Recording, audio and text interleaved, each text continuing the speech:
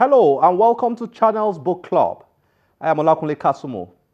If you are like me, you will find good thriller novels to be captivating and very much enjoyable to read. That was my experience while reading Best Served Cold, a book written by a man whose own personal story says a lot about his writing. Today, let's get started by meeting a trained doctor who became a soldier and a lawyer and has written a thriller novel set in 3 different countries.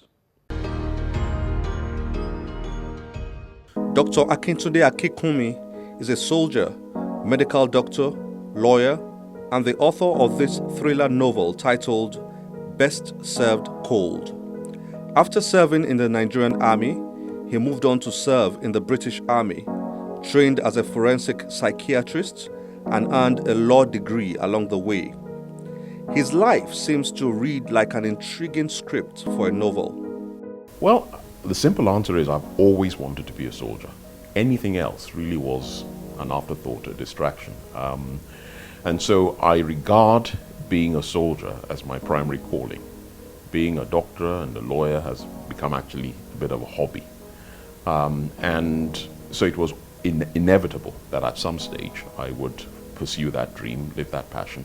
And I'm really grateful that over the last 30 years or so, I have managed to make, I think, a reasonable success of that, what I regard as my primary calling. And I suspect that I haven't done too badly with the other 2 as well. Prestigious careers, undoubtedly, yet his favorite is the military. Well, I think the origin of that lies with my father. He was born and brought up in the North, and a lot of his contemporaries went into the army. And so when I was a young child, there was a succession of army officers who used to pass through our house. And I think that's really where that fascination first came from. I have distinct memories of, his friends would come to the house and they'd be sitting there trying to have a sensible adult conversation. And this impertinent little boy would be asking them, "So what is that stuff on your shoulder? What does that mean?" And in essence, I would take over the visit because they were also fascinated by this young boy who was so army crazy.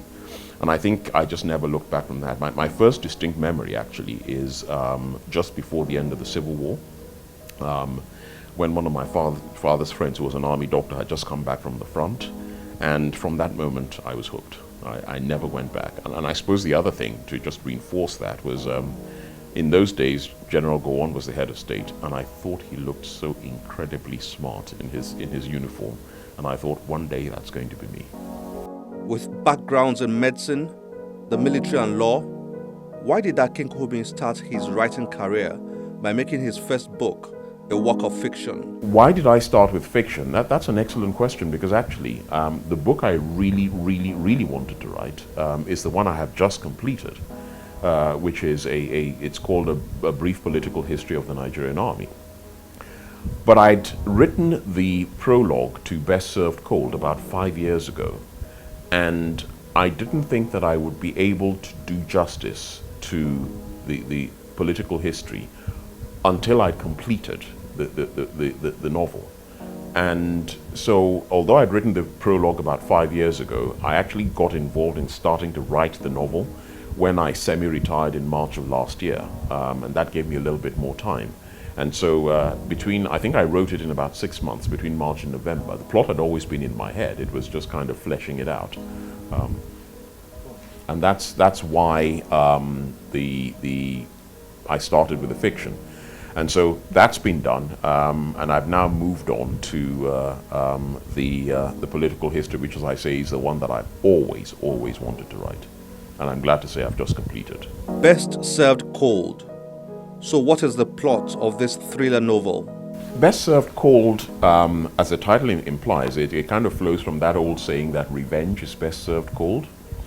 And it's a story about a young man called Mike, who's a Nigerian, who's lived and worked in the United Kingdom for a long time. He's very successful in his career.